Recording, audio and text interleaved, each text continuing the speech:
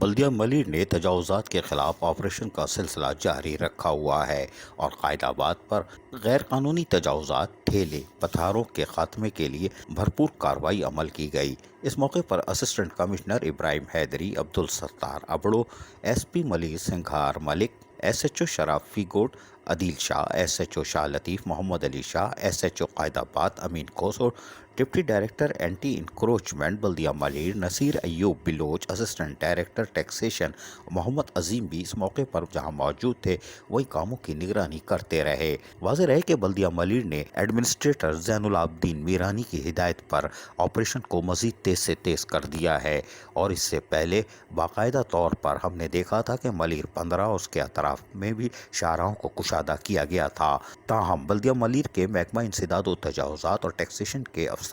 نصیر ایوب بلوچ کے ساتھ ساتھ محمد عظیم خان آپریشن کو مزید تیز کر کے قائد آباد پر ٹریفک کی روانی کو یقینی بنانے کے لیے عملی طور پر مصروف عمل رہے، جبکہ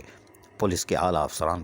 جہاں ان کی معاونت کرتے رہے وہیں مشینریوں کی بھی مدد حاصل تھی۔ تاہم ایڈمنسٹریٹر اور ڈپٹی کمشنر زین العابدین کے مطابق شاہراہوں کو ہر ممکن طریقے سے کشادہ کرنے کے لیے تمام تجاوزات کا خاتمہ یقینی بنائیں گے۔ اس کے لیے دکانداروں سے بھی اپیل کی ہے کہ وہ ہنگامی بنیادوں پر خود ہی تجاوزات کا خاتمہ کر لے تاکہ ان کو کسی قسم کے نقصان کا سامنا نہ کرنا پڑے۔ واضح رہے کہ عدالتی حکم کے تحت تجاوزات کے خاتمے کو یقینی بنانا ہے اور بلدیہ ملیر اس سلسلے میں ہنگامی بنیادوں پر مزید تیز کام کرنے جا رہی ہے، اور گزشتہ ایک ہفتے سے محکمہ انسداد و تجاوزات کے ڈپٹی ڈائریکٹر نصیر ایوب بلوچ ہوں یا ٹیکسیشن آفیسر عظیم احمد خان اپنے عملے اور مشینریوں کی مدد سے عملی طور پر تجاوزات کا خاتمہ بھی کر رہے ہیں، اور یقینی طور پر تجاوزات کے خاتمے سے جہاں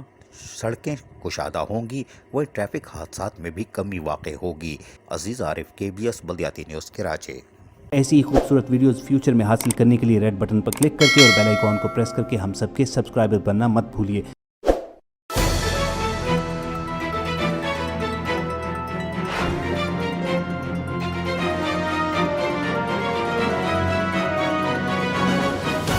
KBS بلدیاتی نیوز۔